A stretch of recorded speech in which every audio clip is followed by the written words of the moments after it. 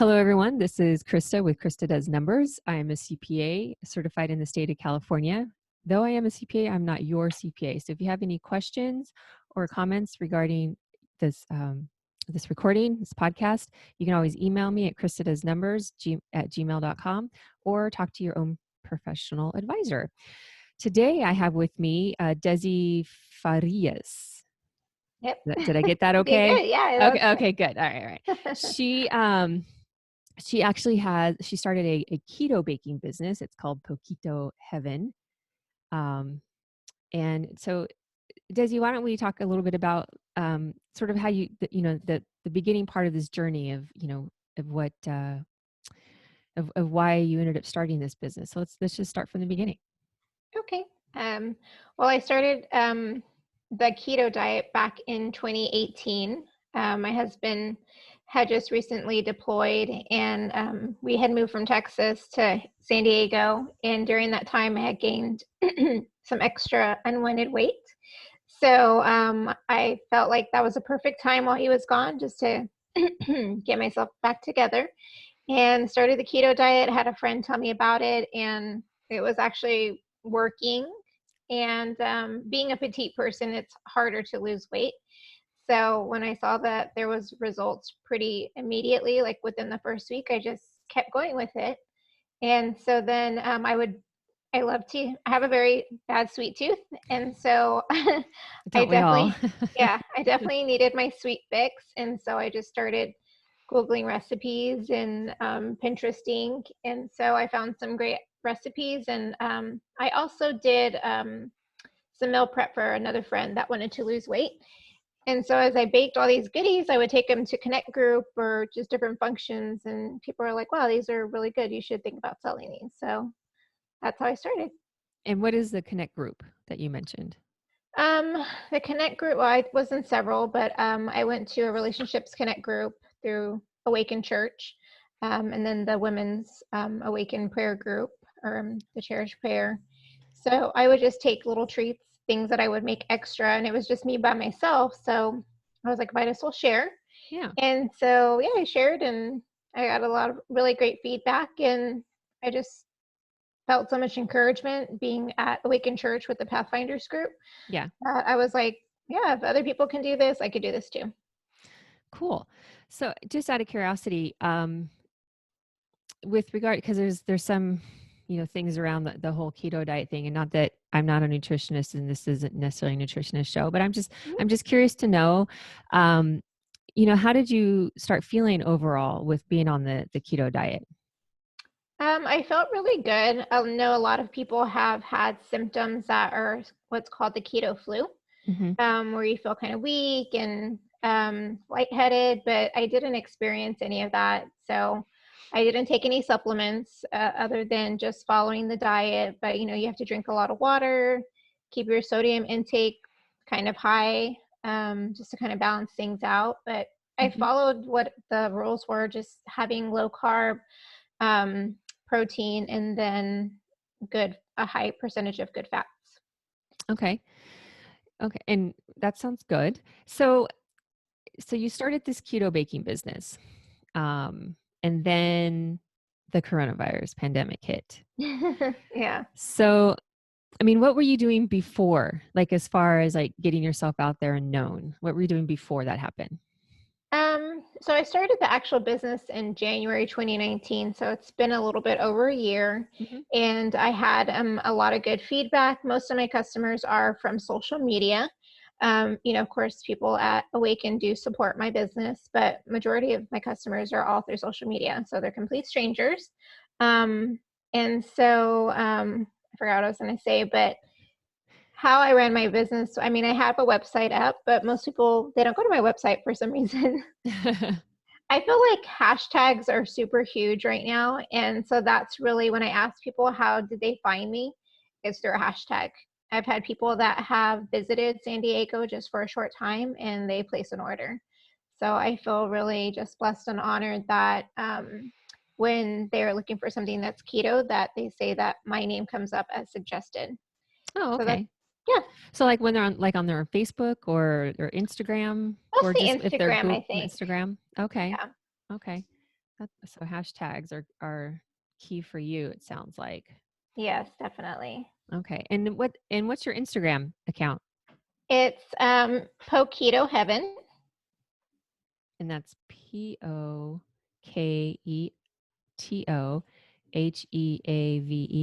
Okay. Yes. And so that's your IG. And then Mhm. how about Facebook? Same thing It's or exact same thing. okay. And are you on any other social media sites? No, just Facebook, Instagram, and then you can find my website at poketoheaven.com. Okay. I'm curious to know, having baked goods, like what types of, um, what's the word I'm looking for? Um, there's like industry like guidelines or something that you have to follow or whatever that may be. Mhm. So, what are those, and can you explain those? I mean, there's nothing super strict. You just have to have a list of your ingredients available, um, and follow. There's cottage guideline or rules for having a cottage permit to Okay. sell baked goods out of your home. Okay. So just making sure that you have the necessary permits to sell in San Diego Okay. Okay, required. because I'm pretty sure that's important in case someone's listening and decides that they want to, I'm sure a lot more baking is going on right now because I know I've been seeing a lot of pictures of like, oh, look what I made and look what I made and look what I made Yes. because we all have all this time. Um, so yeah, maybe, definitely need to make sure that people are getting the right business permits and you said, and you have to have a list of ingredients. Hmm. So do you put that on the website? I have it on the website. I don't necessarily put on my package. So I kind of learned this the hard way. I had a friend that helped me with the business in the beginning. And so we just filed for the LLC. Mm-hmm. But I started taking a business class recently. And then I was like, oh, wow, I'm supposed to have all these permits. So, Yeah, that's kind of one of the things that I do see a lot sometimes when people starting businesses are like, oh, I'm supposed to be doing that. Okay. Yeah. right. Yeah. So, yeah, I'm grateful. I mean, I think the SDBC, they're really helpful. It's a great resource for businesses that's free. Uh-huh. And they can like give you a checklist, guidelines, things that you need to do to start your business. But I was able to take a free course through at the Cesar Chavez campus Uh-huh. through San Diego Continuing Education. Uh-huh. So that's another great resource. You just have to take the class now. Obviously, it's online. Right. And yeah, but there's a lot of good resources because I don't have any business experience. I was a teacher for 10 years Uh-huh. before I moved to San Diego. So yeah, there's a lot of learning still. I was Okay. just like baking away, and people were ordering. So I was like, okay, I'm just gonna sell things. Yeah, that's so now do you have the list of ingredients on the packaging? Have you or No, I'm no? working on that. Yeah, You're working on that. Oh, okay. All right. So, but that is one thing that you need to make sure you get done though, because yes, you do need that on. Okay. All right. So that's definitely. good to know. So now, okay. So basically, even before all of this started, you were still already like on social media. So there's obviously a lot of, internet, type stuff going on anyways. Don't really have a storefront.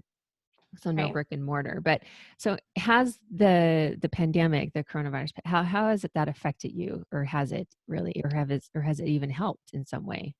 Yeah, I mean it's been both. So in the beginning, when the quarantine started, there was a little bit of a slowdown, but honestly, like I love my customers. I don't know all of them personally, but I feel like a lot of them I build relationships with them because they are repeat customers. Hmm.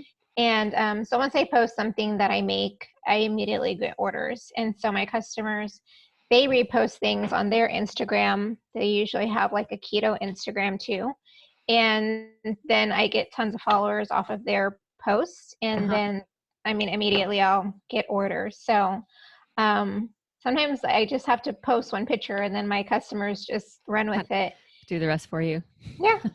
That's And I good. really feel like that's a key, to building a successful business is building relationships with your customers and So true. just giving them what they want, making them happy. And yeah, I'm appreciative of them because without them, I have no business. So yes, I have had a lot of business during the last just 2 weeks Uh-huh. because people still want to stick to their diet, and I totally agree with them. Yeah. And and so I feel like the keto products that I offer, I make them with the best quality. If I don't like it, I'm not going to sell it. And I'm pretty picky when it comes to food. I love food too. So yeah, I love my customers' feedback. If there's anything that they have to say, I take it into consideration and I try to make my products better. But I Okay. feel like I also offer a wider variety of keto treats than a lot of other keto companies offer here in San Diego. Hmm. And I feel like I have a really good price point. So that's why I have my repeat customers. Nice. Now, so with the pandemic and the stay-at-home order, and of course the 6 feet distance, social distancing and everything. So how has that affected you getting your products to your customers? I just follow the same guidelines. I wear a mask and glove, and they'll say just leave it on the porch, and they pick it up. Okay. Yeah. So not too much like as far as having to start delivering, like using like the delivering service, or like whether it be the post office or UPS or FedEx or something. No, and that's one thing I'm working on because I have had customers from other states inquire about my treats, but I need to work on the whole shipping process because that's like a whole nother ordeal in itself. Right. Um, so yeah, but no, I hand deliver, door deliver, or my customers pick up from my home. So Okay. Um, so So is there anything else that you have implemented at all that you know, it that or may have been implemented, or any other types of things that have happened, positively as far as getting yourself out there, other than what you've just already been doing, or any advice that you might give for people that are interested in the the baking now that they're being quarantined? yeah, I mean, I always try to do an appreciation post for my customers, like I did one yesterday where I'm giving away some free sample boxes Hmm. because I do appreciate my customers, everyone that's serving on the front lines, if they work in a grocery store or in the medical field or at a pharmacy. So I am doing a free giveaway, and I try to do that because I feel like I've been blessed. I want to bless others. And if that's my gift and talent to bake, then that's how I'm going to bless people. But I think just even checking in with your customers is really important. And I post a lot of inspirational things on my Instagram as well, on social media, Hmm. because people want to see that you're a real person Yeah. and how you're handling things. So I feel like it's really important to be transparent and real with the people that you're servicing because they're keeping it real. So I keep it real with them too. Nice. That's Mhm. beautiful. Thank you for that.